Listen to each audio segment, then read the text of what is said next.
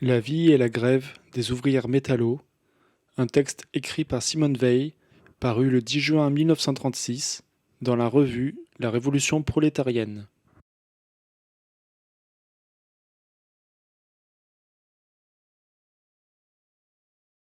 Enfin, on respire. C'est la grève chez les métallos. Le public, qui voit tout ça de loin, ne comprend guère. Qu'est-ce que c'est? Un mouvement révolutionnaire? Mais tout est calme. Un mouvement revendicatif? Mais pourquoi si profond, si général, si fort et si soudain? Quand on a certaines images enfoncées dans l'esprit, dans le cœur, dans la chair elle-même, on comprend. On comprend tout de suite. Je n'ai qu'à laisser affluer les souvenirs. Un atelier, quelque part dans la banlieue, un jour de printemps, pendant ces premières chaleurs si accablantes pour ceux qui peinent. L'air est lourd d'odeurs de peinture et de vernis. C'est ma première journée dans cette usine. Elle m'avait paru accueillante, la veille. Au bout de toute une journée passée à arpenter les rues, à présenter des certificats inutiles, enfin, ce bureau d'embauche avait bien voulu de moi. Comment se défendre, au premier instant, d'un sentiment de reconnaissance? Me voici sur une machine, compter 50 pièces, les placer une à une sur la machine, d'un côté, pas de l'autre, manier à chaque fois un levier, ôter la pièce, en mettre une autre, encore une autre, compter encore. Je ne vais pas assez vite. La fatigue se fait déjà sentir. Il faut forcer, empêcher qu'un instant d'arrêt sépare un mouvement du mouvement suivant. Plus vite, encore plus vite. Allons bon. Voilà une pièce que j'ai mise du mauvais côté. Qui sait si c'est la première? Il faut faire attention. Cette pièce est bien placée. Celle-là aussi. Combien est-ce que j'en ai fait les 10 dernières minutes? Je ne vais pas assez vite. Je force encore. Peu à peu, la monotonie de la tâche m'entraîne à rêver. Pendant quelques instants, je pense à bien des choses. Réveil brusque. Combien est-ce que j'en fais? Ça ne doit pas être assez. Ne pas rêver. Forcer encore. Si seulement je savais combien il faut en faire. Je regarde autour de moi. Personne ne lève la tête. Jamais. Personne ne sourit. Personne ne dit un mot. Comme on est seul. Je fais 400 pièces à l'heure. Savoir si c'est assez? Pourvu que je tienne à cette cadence, au moins. La sonnerie de midi. Enfin. Tout le monde se précipite à la pendule de pointage. Au vestiaire, hors de l'usine. Il faut aller manger. J'ai encore un peu d'argent, heureusement. Mais il faut faire attention. Qui sait si on va me garder ici? Si je ne chômerai pas encore des jours et des jours. Il faut aller dans un de ces restaurants sordides qui entourent les usines. Ils sont chers, d'ailleurs. Certains plats semblent assez tentants, mais ce sont d'autres qu'il faut choisir, les meilleurs marchés. Manger coûte un effort encore. Ce repas n'est pas une détente. Quelle heure est-il? Il reste quelques moments pour flâner. Mais sans s'écarter trop. Pointer 1 minute en retard, c'est travailler 1 heure sans salaire. L'heure avance, il faut rentrer. Voici ma machine. Voici mes pièces. Il faut recommencer. Allez vite. Je me sens défaillir de fatigue et d'écœurement. Quelle heure est-il? Encore 2 heures avant la sortie. Comment est-ce que je vais pouvoir tenir? Voilà que le contremaître s'approche. Combien en faites-vous? 400 à l'heure? Il en faut 800. Sans quoi je ne vous garderai pas. Si à partir de maintenant vous en faites 800, je consentirai peut-être à vous garder. Il parle sans élever la voix. Pourquoi élèverait-il la voix quand, D'un mot, il peut provoquer tant d'angoisse. Que répondre? Je tâcherai. Forcer. Forcer encore. Vaincre à chaque seconde ce dégoût, cet écœurement qui paralyse. Plus vite. Il s'agit de doubler la cadence. Combien en ai-je fait au bout d'une heure? 600. Plus vite. Combien au bout de cette dernière heure? 650. La sonnerie. Pointer. S'habiller. Sortir de l'usine. Le corps vidé de toute énergie vitale. L'esprit vide de pensée. Le cœur submergé de dégoût, de rage muette. Et par-dessus tout cela d'un sentiment d'impuissance et de soumission. Car le seul espoir pour le lendemain, c'est qu'on veuille bien me laisser passer encore une pareille journée. Quant aux jours qui suivront, c'est trop loin. L'imagination se refuse à parcourir un si grand nombre de minutes mornes. Le lendemain, on veut bien me laisser me remettre à ma machine, quoique je n'ai pas fait la veille les 800 pièces exigées. Mais il va falloir les faire ce matin. Plus vite. Voilà le contremaître. Qu'est-ce qu'il va me dire? Arrêtez. J'arrête. Qu'est-ce qu'on me veut? Me renvoyer? J'attends un ordre. Au lieu d'un ordre, il vient une sèche réprimande, toujours sur le même ton bref. Dès qu'on vous dit d'arrêter, il faut être debout pour aller sur une autre machine. On ne dort pas ici. Que faire? Me taire. Obéir immédiatement. Aller immédiatement à la machine qu'on me désigne. Exécuter docilement les gestes qu'on m'indique. Pas un mouvement d'impatience. Tout mouvement d'impatience se traduit par de la lenteur ou de la maladresse. L'irritation, c'est bon pour ceux qui commandent. C'est défendu à ceux qui obéissent. Une pièce. Encore une pièce. Est-ce que j'en fais assez? Vite. Voilà que j'ai failli louper une pièce. Attention. Voilà que je ralentis. Vite. Plus vite. Quel souvenir encore. Il n'en vient que trop pêle-mêle. Des femmes qui attendent devant une porte d'usine. On ne peut entrer que 10 minutes avant l'heure. Et quand on habite loin, il faut bien venir une vingtaine de minutes en avance, pour ne pas risquer une minute de retard. Un portillon est ouvert, mais officiellement, ce n'est pas ouvert. Il pleut à torrents. Les femmes sont dehors sous la pluie, devant cette porte ouverte. Quoi de plus naturel que de s'abriter quand il pleut et que la porte d'une maison est ouverte? Mais ce mouvement, si naturel, on ne pense même pas à le faire devant cette usine, parce que c'est défendu. Aucune maison étrangère n'est si étrangère que cette usine, où on dépense quotidiennement ses forces pendant 8 heures.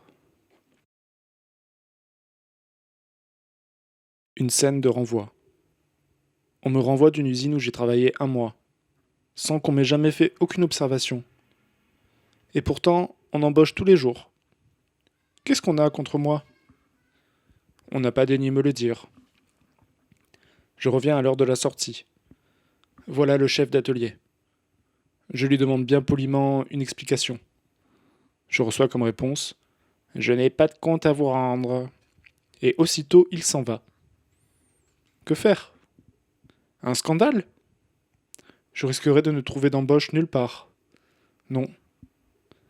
M'en aller bien sagement, recommencer à arpenter les rues, à stationner devant les bureaux d'embauche et, à mesure que les semaines s'écoulent, sentir croître, au creux de l'estomac, une sensation qui s'installe en permanence et dont il est impossible de dire dans quelle mesure c'est de l'angoisse et dans quelle mesure de la faim. Quoi encore?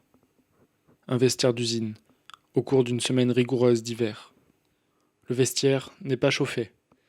On entre là-dedans, quelquefois juste après avoir travaillé devant un four. On a un mouvement de recul, comme devant un bain froid. Mais il faut entrer. Il faut passer là 10 minutes. Il faut mettre dans l'eau glacée des mains couvertes de coupures, où la chair est à vif. Il faut les frotter vigoureusement avec de la sciure de bois pour ôter un peu l'huile et la poussière noire. 2 fois par jour. Bien sûr, on supporterait des souffrances encore plus pénibles, mais celles-ci sont si inutiles. Se plaindre à la direction, personne n'y songe un seul instant. Ils se foutent bien de nous. C'est vrai ou ce n'est pas vrai. Mais en tout cas, c'est bien l'impression qu'ils nous donnent. On ne veut pas risquer de se faire embarrer. Plutôt souffrir tout cela en silence. C'est encore moins douloureux. Des conversations à l'usine. Un jour, une ouvrière amène au vestiaire un gosse de 9 ans. Les plaisanteries fusent. Tu l'amènes travailler ? Elle répond. Je voudrais bien qu'il puisse travailler. Elle a 2 gosses et un mari malade à sa charge. Elle gagne bien de 3 à 4 francs de l'heure. Elle aspire au moment où enfin ce gosse pourra être enfermé à longueur de journée dans une usine pour rapporter quelques sous. Une autre, bonne camarade et affectueuse qu'on interroge sur sa famille. Vous avez des gosses ? Non, heureusement. C'est-à-dire j'en avais un, mais il est mort. Elle parle d'un mari malade qu'elle a eu 8 ans à sa charge. Il est mort. Heureusement. C'est beau, les sentiments, mais la vie est trop dure. Des scènes de paix. On défile comme un troupeau, devant le guichet, sous l'œil des contremaîtres.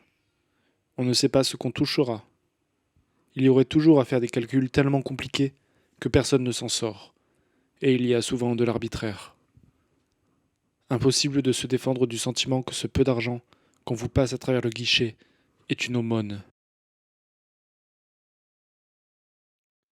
La faim. Quand on gagne 3 francs de l'heure, ou même 4 francs, ou même un peu plus, il suffit d'un coup dur, une interruption de travail, une blessure, pour devoir pendant une semaine ou plus travailler en subissant la faim. Pas la sous-alimentation, qui peut, elle, se produire en permanence, même sans coup dur. La faim. La faim jointe à un dur travail physique, c'est une sensation poignante. Il faut travailler aussi vite que d'habitude, sans quoi on ne mangera pas encore assez la semaine suivante. Et par-dessus le marché, on risque de se faire engueuler pour production insuffisante, peut-être renvoyé. Ce ne sera pas une excuse de dire qu'on a faim. On a faim, mais il faut quand même satisfaire les exigences de ces gens par qui on peut en un instant être condamné à avoir encore plus faim. Quand on n'en peut plus, on n'a qu'à forcer, toujours forcer. En sortant de l'usine, rentrer aussitôt chez soi pour éviter la tentation de dîner, et attendre l'heure du sommeil, qui d'ailleurs sera troublée, parce que même la nuit, on a faim. Le lendemain, forcer encore. Tous ces efforts, ils auront leur contrepartie. Les quelques billets, les quelques pièces qu'on recevra au travers d'un guichet. Que demander d'autre ? On n'a droit à rien d'autre. On est là pour obéir et se taire. On est au monde pour obéir et se taire. Compter sou par sou. Pendant 8 heures de travail, on compte sou par sou. Combien de sous rapporteront ces pièces ? Qu'est-ce que j'ai gagné cette heure-ci ? Et l'heure suivante. En sortant de l'usine, on compte encore sou par sou. On a un tel besoin de détente que toutes les boutiques attirent. Est-ce que je peux prendre un café ? Mais ça coûte 10 sous. J'en ai déjà pris un hier. Il me reste tant de sous pour la quinzaine. Et ces cerises, elles coûtent tant de sous. On fait son marché. Combien coûtent les pommes de terre, ici ? 200 mètres plus loin, elles coûtent 2 sous de moins. Il faut imposer ces 200 mètres à un corps qui se refuse à marcher. Les sous deviennent une obsession. Jamais, à cause d'eux, on ne peut oublier la contrainte de l'usine. Jamais on ne se détend. Ou si on fait une folie à l'échelle de quelques francs, on subira la faim. Il ne faut pas que ça arrive souvent. On finirait par travailler moins vite. et par un cercle impitoyable, la faim engendrerait encore plus de faim. Il ne faut pas se faire prendre par ce cercle. Il mène à l'épuisement, à la maladie, à la mort. Car quand on ne peut plus produire assez vite, on n'a plus droit à vivre. Ne voit-on pas les hommes de 40 ans refusés partout, à tous les bureaux d'embauche, quel que soit leur certificat? À 40 ans, on est compté comme un incapable. Malheur aux incapables.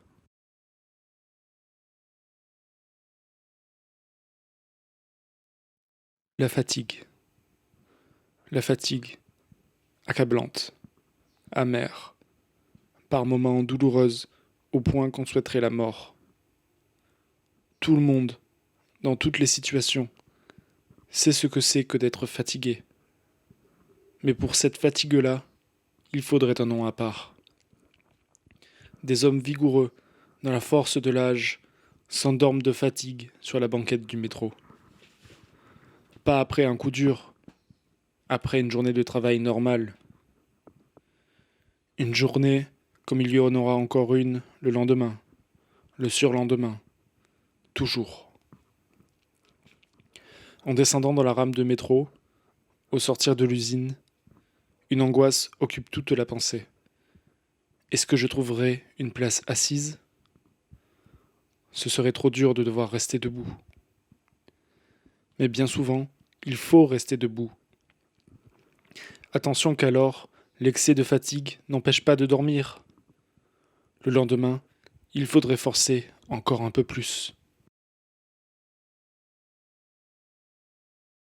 La peur.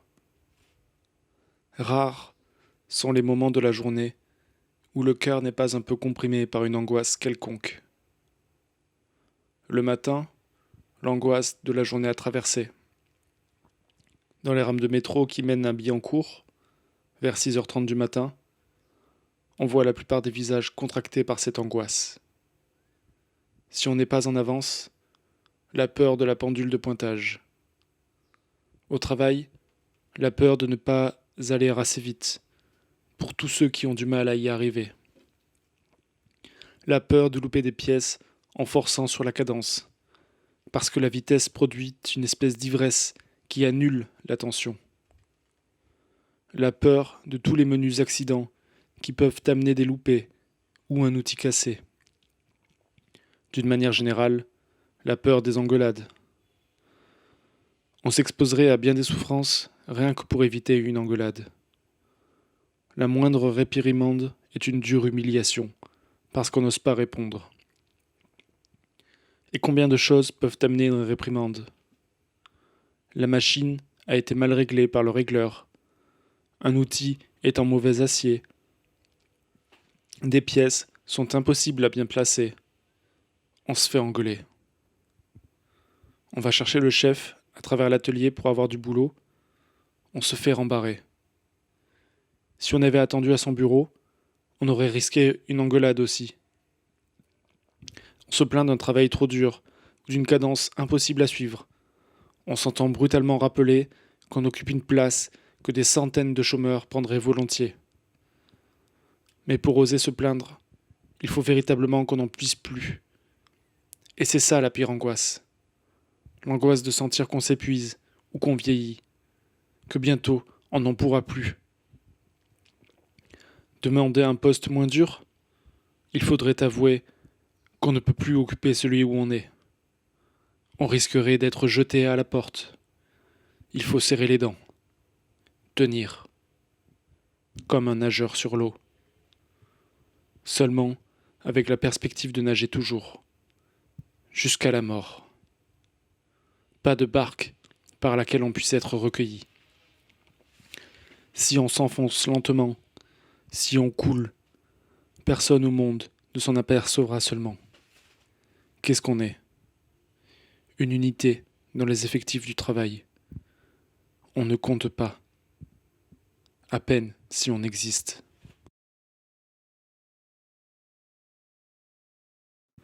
La contrainte. Ne jamais rien faire, même dans le détail, qui constitue une initiative. Chaque geste est simplement l'exécution d'un ordre. en tout cas pour les manœuvres spécialisées. Sur une machine, pour une série de pièces, 5 ou 6 mouvements simples sont indiqués, qu'il faut seulement répéter à toute allure. Jusqu'à quand? Jusqu'à ce qu'on reçoive l'ordre de faire autre chose. Combien durera cette série de pièces? Jusqu'à ce que le chef donne une autre série. Combien de temps restera-t-on sur cette machine? Jusqu'à ce que le chef donne ordre d'aller sur une autre. On est à tout instant dans le cas de recevoir un ordre. On est une chose livrée à la volonté d'autrui. Comme ce n'est pas naturel à un homme de devenir une chose. Et comme il n'y a pas de contrainte tangible, pas de fouet, pas de chaîne, il faut se plier soi-même à cette passivité. Comme on aimerait pouvoir laisser son âme dans la case où on met le carton de pointage et la reprendre à la sortie. Mais on ne peut pas. Son âme, on l'emporte à l'atelier. Il faut tout le temps la faire taire. À la sortie, souvent on ne l'a plus, parce qu'on est trop fatigué.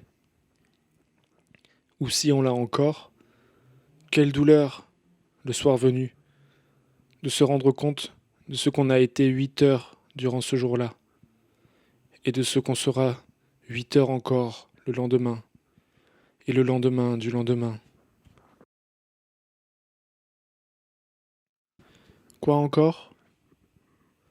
L'importance extraordinaire que prend la bienveillance ou l'hostilité des supérieurs immédiats, régleurs, chefs d'équipe, contremaîtres, ceux qui donnent à leur gré le bon ou le mauvais boulot, qui peuvent à leur gré aider ou engueuler dans les coups durs. La nécessité perpétuelle de ne pas déplaire.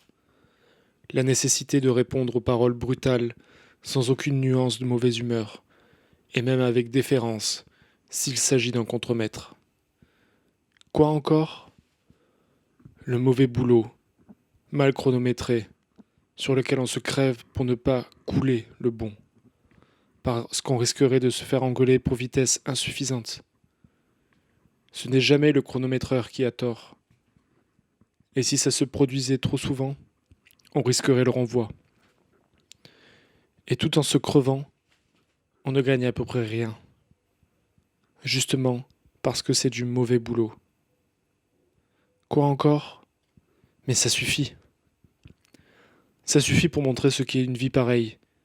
Et que si on s'y soumet, c'est, comme dit Homère au sujet des esclaves, bien malgré soi, sous la pression d'une dure nécessité. Dès qu'on a senti la pression s'affaiblir, immédiatement les souffrances, les humiliations, les rancœurs, les amertumes silencieusement amassées pendant des années ont constitué une force suffisante pour desserrer l'étreinte. C'est toute l'histoire de la grève. Il n'y a rien d'autre. Des bourgeois intelligents ont cru que la grève avait été provoquée par les communistes pour gêner le nouveau gouvernement. J'ai entendu moi-même un ouvrier intelligent dire qu'au début, la grève avait sans doute été provoquée par les patrons pour gêner ce même gouvernement. Cette rencontre est drôle, mais aucune provocation n'était nécessaire. On pliait sous le joug. Dès que le joug s'est desserré, on a relevé la tête. Un point, c'est tout. Comment est-ce que ça s'est passé? Oh, bien simplement. L'unité syndicale n'a pas constitué un facteur décisif. Bien sûr, c'est un gros atout, mais qui joue dans d'autres corporations beaucoup plus que pour les métallos de la région parisienne, parmi lesquels on ne comptait, il y a un an, que quelques milliers de syndiqués. Le facteur décisif, il faut le dire, c'est le gouvernement du Front populaire. D'abord, on peut enfin faire une grève sans police, sans garde mobile. Mais ça joue pour toutes les corporations. Ce qui compte surtout, c'est que les usines de mécanique travaillent presque toutes pour l'État et dépendent de lui pour boucler le budget. Cela, chaque ouvrier le sait. Chaque ouvrier, en voyant arriver au pouvoir le Parti socialiste, a eu le sentiment que, devant le patron, il n'était plus le plus faible. La réaction a été immédiate. Pourquoi les ouvriers n'ont-ils pas attendu la formation du nouveau gouvernement? Il ne faut pas, à mon avis, chercher là-dessous des manœuvres machiavéliques. Nous ne devons pas non plus, nous autres, nous hâter de conclure que la classe ouvrière se méfie des partis ou du pouvoir d'État.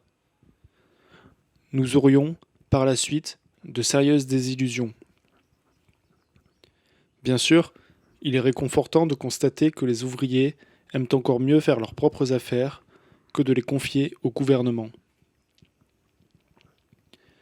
Mais ce n'est pas, je crois, cet état d'esprit qui a déterminé la grève. Non. En premier lieu, on n'a pas eu la force d'attendre. Tous ceux qui ont souffert savent que lorsqu'on croit qu'on va être délivré d'une souffrance trop longue et trop dure, les derniers jours d'attente sont intolérables. Mais le facteur essentiel est ailleurs.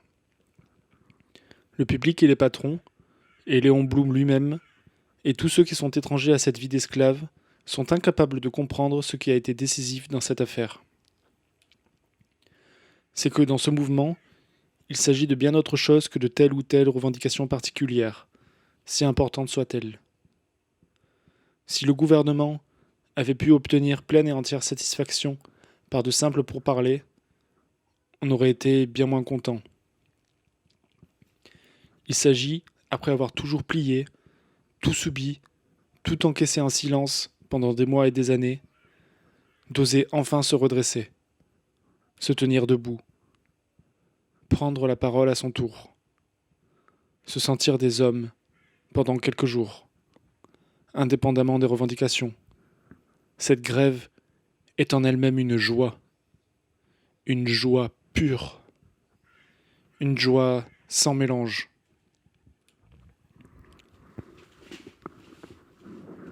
Oui, une joie. J'ai été voir les copains dans une usine où j'ai travaillé il y a quelques mois. J'ai passé quelques heures avec eux. Joie de pénétrer dans l'usine avec l'autorisation souriante d'un ouvrier qui garde la porte. Joie de trouver tant de sourires, tant de paroles d'accueil fraternel. Comme on se sent entre camarades dans ces ateliers où, quand j'y travaillais, chacun se sentait tellement seul sur sa machine. Joie de parcourir librement ces ateliers où on était rivé sur sa machine, de former des groupes, de causer, de casser la croûte. Joie d'entendre, au lieu du fracas impitoyable des machines, symbole si frappant de la dure nécessité sous laquelle on se pliait, de la musique, des chants et des rires. On se promène parmi ces machines, auxquelles on a donné pendant tant et tant d'heures, le meilleur de sa substance vitale, et elles se taisent. Elles ne coupent plus de doigts, elles ne font plus mal. Joie de passer devant les chefs la tête haute. On cesse enfin d'avoir besoin de lutter à tout instant pour conserver sa dignité à ses propres yeux, contre une tendance presque invincible à se soumettre corps et âme. Joie de voir les chefs se faire familiers par force, serrer des mains, renoncer complètement à donner des ordres. Joie de les voir attendre docilement leur tour pour avoir le bon de sortie que le comité de grève consent à leur accorder. Joie de dire ce qu'on a sur le cœur à tout le monde, chefs et camarades, sur ces lieux où deux ouvriers pouvaient travailler des mois côte à côte sans qu'aucun d'eux sache ce que pensait le voisin. Joie de vivre parmi ces machines muettes, au rythme de la vie humaine, le rythme qui correspond à la respiration, au battement du cœur, au mouvement naturel de l'organisme humain, et non à la cadence imposée par le chronométreur. Bien sûr, cette vie si dure recommencera dans quelques jours. Mais on n'y pense pas. On est comme les soldats en permission pendant la guerre.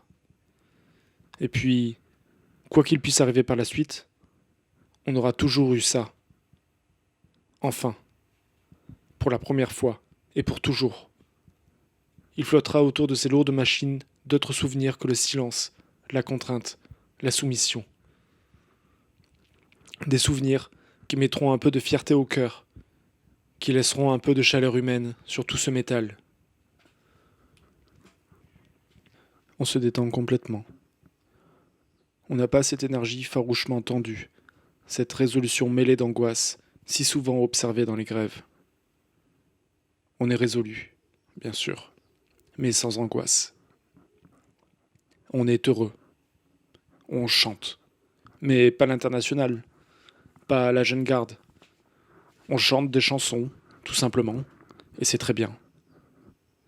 Quelques-uns font des plaisanteries, dont on rit pour le plaisir de s'entendre rire. On n'est pas méchant.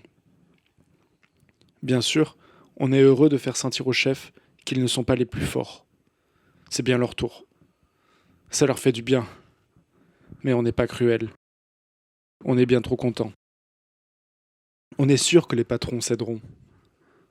On croit qu'il y aura un nouveau coup dur au bout de quelques mois. Mais on est prêt. On se dit que si certains patrons ferment leurs usines, l'État les reprendra. On ne se demande pas un instant s'il pourra les faire fonctionner aux conditions désirées.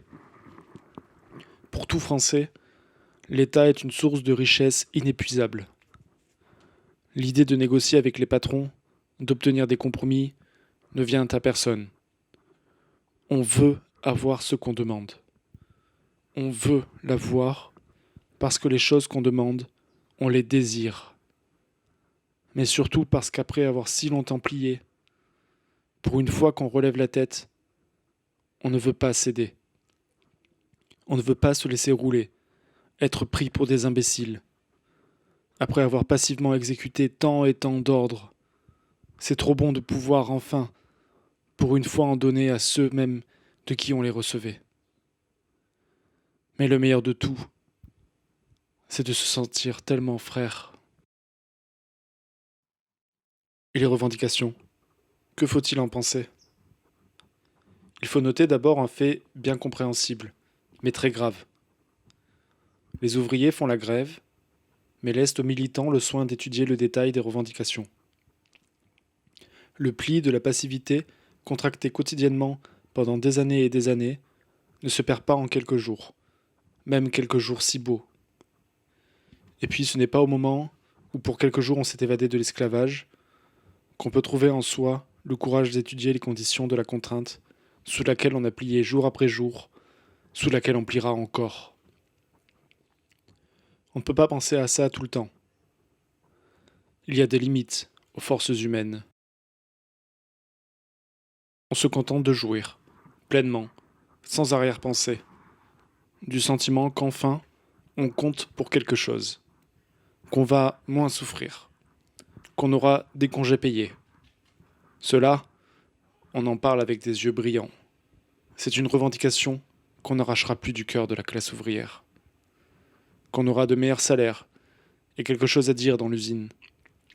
Et que tout cela, on ne l'aura pas simplement obtenu, mais imposé. On se laisse, pour une fois, bercé par ces douces pensées. On n'y regarde pas de plus près. Or, ce mouvement pose de graves problèmes. Le problème central, à mes yeux, c'est le rapport entre les revendications matérielles et les revendications morales. Il faut regarder les choses en face. Est-ce que les salaires réclamés dépassent les possibilités des entreprises dans le cadre du régime? Et si oui, que faut-il en penser?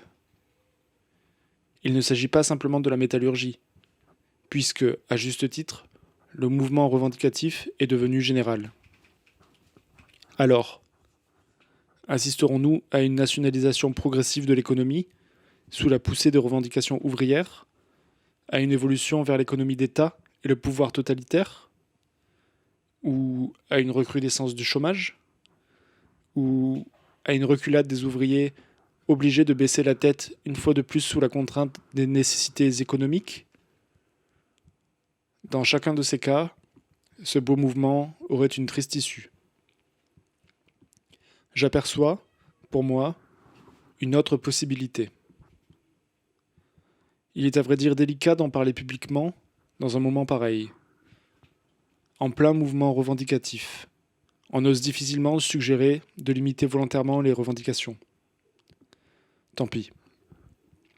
Chacun doit prendre ses responsabilités.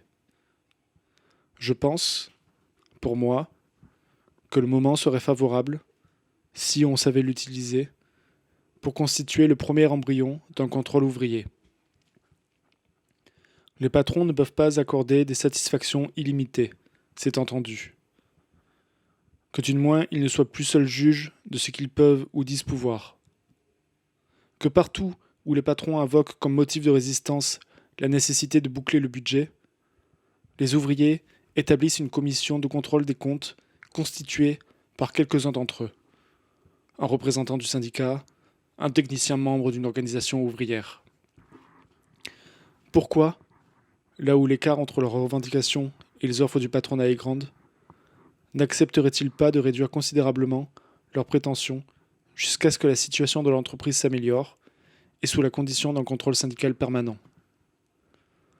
Pourquoi même ne pas prévoir dans le contrat collectif, pour les entreprises qui seraient au bord de la faillite, une dérogation possible aux clauses qui concernent les salaires, sous la même condition? Il y aurait alors, enfin, et pour la première fois, à la suite d'un mouvement ouvrier, une transformation durable dans le rapport de force. Ce point vaut la peine d'être sérieusement médité par les militants responsables. Un autre problème, qui concerne plus particulièrement les bagnes de la mécanique, est lui aussi à considérer. C'est la répercussion des nouvelles conditions de salaire sur la vie quotidienne à l'atelier. Tout d'abord, l'inégalité entre les catégories sera-t-elle intégralement maintenue ou diminuée? Il serait déplorable de la maintenir. L'effacer serait un soulagement, un progrès prodigieux quant à l'amélioration des rapports entre ouvriers. Si on se sent seul dans une usine, et on s'y sent très seul, c'est en grande partie à cause de l'obstacle qu'apporte au rapport de camaraderie de petites inégalités, grandes par rapport à ces maigres salaires.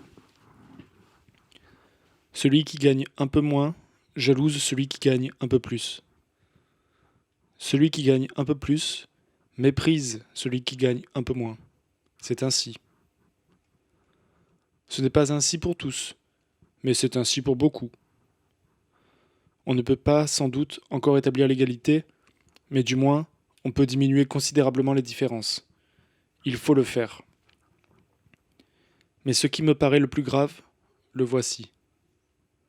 On aura, pour chaque catégorie, un salaire minimum. Mais le travail aux pièces est maintenu. Que se passera-t-il alors en cas de bon coulé? C'est-à-dire au cas où le salaire calculé en fonction des pièces exécutées est inférieur au salaire minimum. Le patron réglera la différence, c'est entendu. La fatigue, le manque de vivacité, la malchance de tomber sur du mauvais boulot ou de travailler sur une machine détraquée ne seront plus automatiquement punis par un abaissement presque illimité des salaires. On ne verra plus une ouvrière gagner 12 francs dans une journée parce qu'elle aura dû attendre 4 ou 5 heures qu'on ait fini de réparer sa machine. Très bien. Mais il y a à craindre alors qu'à cette injuste punition d'un salaire dérisoire se substitue une punition plus impitoyable, le renvoi. Le chef saura de quels ouvriers il a dû relever le salaire pour observer la clause du contrat. Il saura quels ouvriers sont restés le plus souvent au-dessous du minimum. Pourra-t-on l'empêcher de les mettre à la porte pour rendement insuffisant? Les pouvoirs du délégué d'atelier peuvent-ils s'étendre jusque-là? Cela me paraît presque impossible, quelles que soient les clauses du contrat collectif. Dès lors, il est à craindre qu'à l'amélioration des salaires corresponde une nouvelle aggravation des conditions morales du travail, une teneur accrue dans la vie quotidienne de l'atelier, une aggravation de cette cadence du travail qui déjà brise le corps, le cœur et la pensée. Une loi impitoyable, depuis une vingtaine d'années, semble faire tout servir à l'aggravation de la cadence.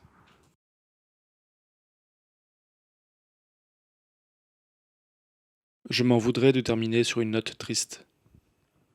Les militants ont, en ces jours, une terrible responsabilité. Nul ne sait comment les choses tourneront. Plusieurs catastrophes sont à craindre. Mais aucune crainte n'efface la joie de voir ceux qui, toujours, par définition, courbent la tête, la redresser. Ils n'ont pas, quoi qu'on suppose du dehors, des espérances illimitées. Il ne serait même pas exact de parler, en général, d'espérance. Ils savent bien qu'en dépit des améliorations conquises, le poids de l'oppression sociale, un instant écarté, va retomber sur eux. Ils savent qu'ils vont se retrouver sous une domination dure, sèche et sans égard. Mais ce qui est illimité, c'est le bonheur présent. Ils se sont enfin affirmés.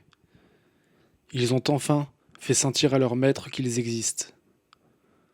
Se soumettre par force, c'est dur. Laisser croire qu'on veut bien se soumettre, c'est trop. Aujourd'hui, nul ne peut ignorer que ceux à qui on a assigné pour seul rôle sur cette terre de plier, de se soumettre, et de se taire plient, se soumettent, et se taisent seulement dans la mesure précise où ils ne peuvent pas faire autrement. Y aura-t-il autre chose ? Allons-nous enfin assister à une amélioration effective et durable des conditions du travail industriel ?